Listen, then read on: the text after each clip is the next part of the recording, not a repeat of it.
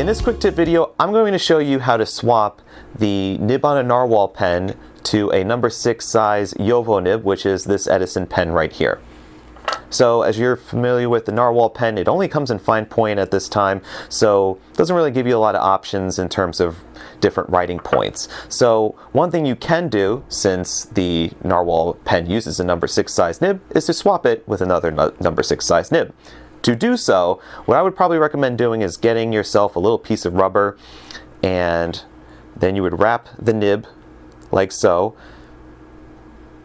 and you would, let's say, put your top index finger on the top of the nib and then your thumb on the bottom of the feed, and then you would just pull straight out and you have yourself the nib and you have the plastic feed. Then you would take your replacement nib. This is a number 6 size Edison 1.1 millimeter stub nib, and you would grab it with one hand by the housing, and then you would wrap it the same way. Put your index finger on top of the nib and then thumb on the feed, and then you would pull straight out, and then you would have your Edison number 6 Jowo nib.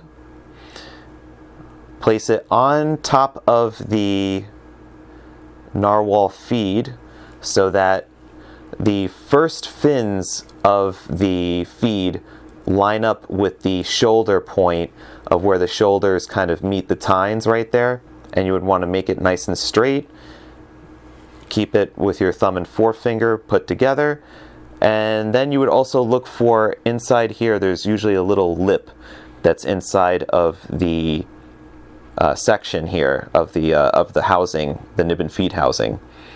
So then what you would want to do is you would want to put the bottom of the feed where that lip is, and it should go straight in. So it's partially in right now, but then what you would want to do is still have your thumb and forefinger on it, and then just push it farther in until it cannot go anymore, and then just make sure everything is aligned.